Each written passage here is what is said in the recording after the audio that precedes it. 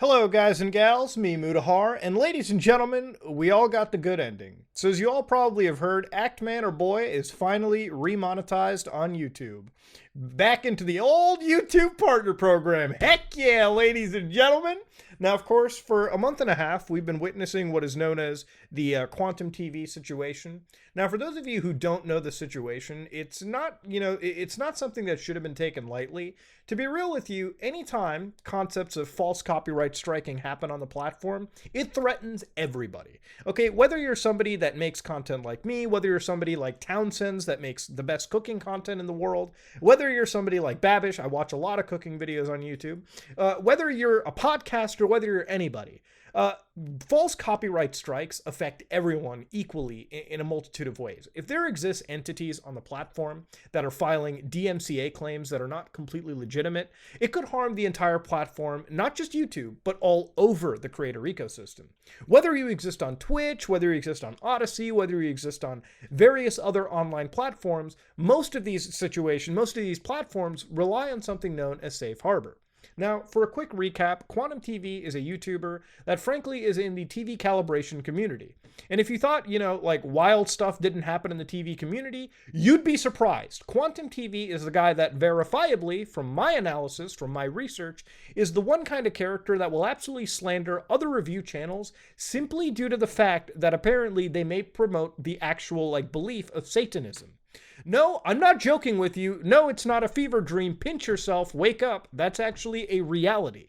Yes, Quantum TV has actually been somebody that I've been investigating for a month and a half pretty reluctantly. There's been so much that have come out, and I've talked to so many people, individuals who have had their child up on the television, basically pointing out which TV looked nice, really harmless, to which Quantum TV loses their mind and literally almost promotes some level of violence, slapping the shit out of somebody. It is not absolutely normal. This is somebody that is a bad person, completely unhinged, and somebody that you cannot rely on for the most basic of TV calibrations.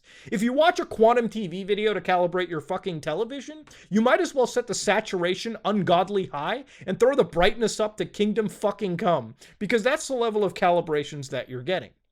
Now, of course, to go further into the situation, because of Quantum TV's absolute lack of taking any form of criticism, he made an Elden Ring review. And in the Elden Ring review, he basically said that the game fucking sucked, okay? Now, of course, people disagreed with this review. They took his review and they basically riffed on it. They commented on it, basically used it in a fair use manner. Because of the absolute ass-mattery of Quantum TV, he issued some false takedown strikes. If you ever wonder why I don't show any of Quantum TV's content on my channel, it's because I don't want to give this scumbag any chance of copyright taking down my video. Because if this person takes down my video, all bets are off, okay? I'm going fucking nuclear. I am putting $1 million on the Sue Quantum TV fund if he even tries. I don't give a chance to people like this. So, of course, with Quantum TV not taking that very well, he issued false DMCA issues, false DMCA strikes, basically going against YouTube's own TOS because of it.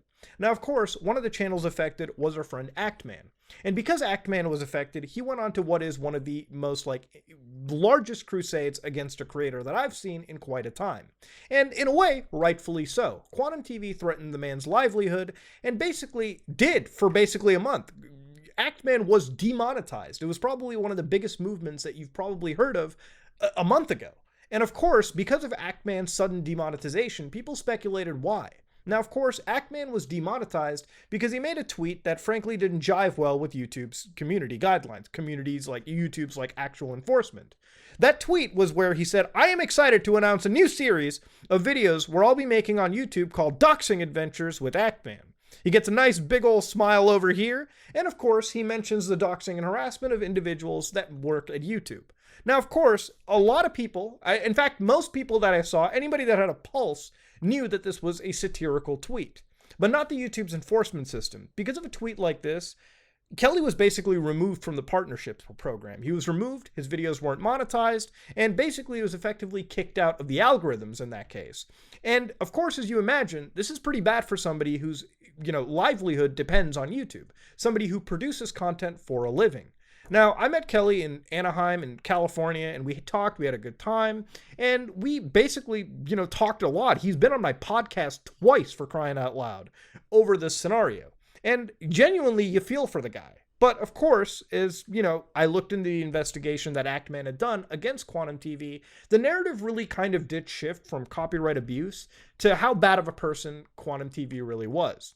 Now, this really does bring into the question that even though we got the good ending with our good friend Actman finally being remonetized, it hasn't actually solved the crisis of what the entire movement should be, all right? And that is YouTube's constant abuse of its community guidelines, of its copyright practices. If you're a YouTuber or you're a content creator on this platform, false DMCA strikes are still a big risk to you.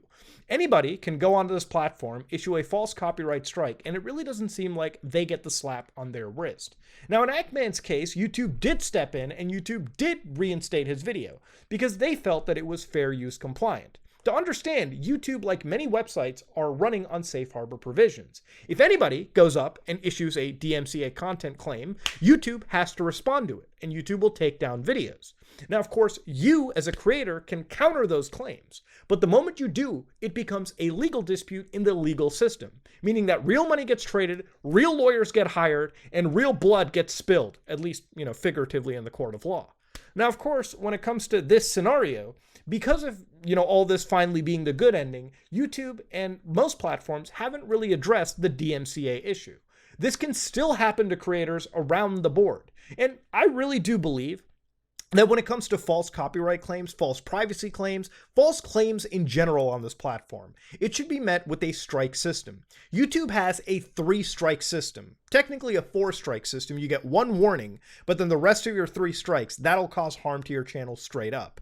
Now, of course, in Kelly's case, Actman's case, he got fucking removed without all the strikes. It all happened. Gutterball right there and then, which was absolutely scary for a lot of people. It almost made the whole strike system seem completely meaningless. But I actually agree that in this case, if somebody commits a false copyright takedown and it turns out to be false, YouTube should punish that channel with a irremovable community guideline strike for absolutely abusing legal paperwork. I mean, YouTube literally tells you you cannot submit false information under risk of perjury. Why is there not some level of site control on this? It really does feel like anybody can do anything they want to absolutely fuck with the health of a channel, and YouTube doesn't really have the provisions to stop it in place. Honestly, the reason why YouTube is not my job, and I don't treat this as my job, is this is the worst job security you can have. Job security is a myth on the market, don't get me wrong. But when it comes to YouTube, the fact that you literally sit on a 3-strike system that, in this case, in Actman's case, didn't even seem like the 3-strike system even mattered. You could lose your partnership at any moment. Luckily, Kelly did get the partnership back. But losing it for a month absolutely wears years off your life if this is your job. It's basically being fired without even realizing what you really did wrong. Now, of course, in Actman's case, thankfully he got it back, but really, when it came to the narrative of copyright striking, I think one of the things that we can learn from this is when you're starting movements, you have to make sure your focus is completely there, and losing your emotions is never something that you should do, even though it's incredibly difficult. Obviously, Quantum TV called Actman's mom. Families got involved into it. I'll be real, if this happened to my family, it'd be very hard to keep my emotions in check. As much as I would try, I'm definitely sure I'd make a few mistakes. And in this case, Actman's tweets to YouTube and doxing adventures was the mistake. It was a mistake that cost him a month of revenue on the YouTube platform, harmed the channel, and it's something that he's going to be taking some time to recover from. Now, of course, one of the narratives that built from this entire situation was the whole idea of, has YouTube done their due diligence and investigation? Do I believe that Quantum TV should be removed from the YouTube platform? Absolutely. And it's for the abuse of copyright. What he has done to copyright and his treatment of fair use is absolutely against legal frameworks. It is not something that I think plays by any form of rules. This is somebody whose ego has been completely unchecked. Where the narrative really did shift to was the breakage of various other guidelines. Now, of course, in Actman's original video, where he put Quantum TV on blast, he really did bring up things like deceptive and scammy practices, where he talked about TV reviewing and licensing and certification. Now, of course, in that case, because this is the TV calibration world, this is not a legal world or a financial world or a doctoral world, a medical world where actual licenses must be given, and advice needs to make sure it comes from verified professionals, otherwise there's some serious legal challenges.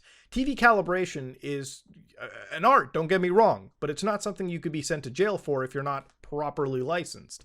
So when it came to scams, spams, and deceptive practices, that didn't fall, into it. The other thing was Quantum's hate speech and bigotry towards people of the LGBTQ.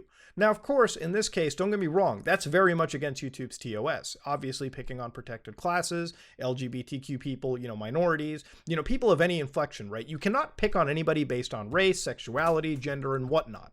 And in this case, Akman had a treasure trove of alleged screenshots from his Facebook groups and his Discord. One of the Discord messages was this one, famous in particular, one that we read on the podcast, and one that flew the entire circuit, which is the infamous gay liberal satanic agenda atheist one, where basically, if you read this whole thing, this is posted on every TV board you can imagine, right? Like TV Reddit board. This one was laughably hilarious. It was outlandish, even something that I would read on poll, if you will. So, of course, one of the things was, in YouTube's investigation, they didn't really hunt down and stop Quantum TV because of messages like this. And the reality of it is when you're doing an investigation, one real thing you have to give to YouTube, or really anybody, is these messages can also be faked. Now, of course, when it comes to Quantum TV's example, Quantum TV will deny messages like this and say they were fake, they were made by hackers, and whether you believe the story or not, it's one of those things where whenever I'm doing an investigation on anybody, and right now I'm working on a Lightwave video. If you don't know about that, you'll know in the next week or two. When I'm doing that video and I'm researching comments, Discord messages, DMs, I'm trying to get them verified from people who sent them, people who can vet for them, or I'm actually pulling up comments and messages myself on my own system, recording it, refreshing the servers that those messages are allegedly stored on, so I can at least verifiably prove that those messages exist. Because with tools like Inspect Element and Photoshop, it's very easy to make fake messages like this. You could take a message that I may have sent somebody over Twitter, over anything, and fake it to say whatever heinous shit that you want. It's one of the things that I give everybody I criticize or anytime I investigate a topic some level of leeway, because I understand how easy it can be to fake things.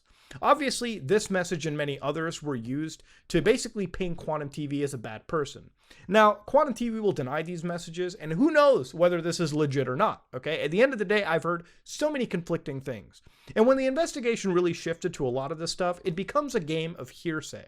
Really, the problem with the Quantum TV arc, the one real issue that I've ever seen, is the deviation of the actual criticism going to something that really wasn't set in stone versus where it should have been, which was the copyright debate. Ladies and gentlemen, breaking copyright, breaking the copyright laws, and filing false DMCA claims is still a problem on YouTube. And while we have achieved the good ending, the perfect ending is still far off.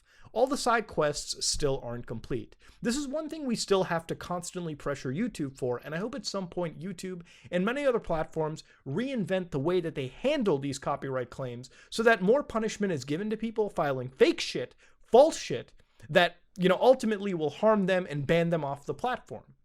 When it came to Quantum TV, we couldn't even prove if this guy was actually banned or not. It seems like any of the channels that he was banned on seemed like they were even appealed and won. But of course, I'm getting back to the whole investigation arc. The point is, the actual story should have stuck to the idea of copyright, false copyrights. And YouTube needs to change its system so that people who are given false copyright strikes aren't losing, the roofs over their head simply because the system is always geared to go against them. If you file false copyright claims, you should have your channel absolutely terminated. You should be given absolute, complete strikes that are irremovable from the system for committing what is in fact an illegal activity on YouTube. Ladies and gentlemen, we got the good ending, but we can get even better. That being said, if you like what you saw, please like, comment, and subscribe. Dislike it if you dislike it. I am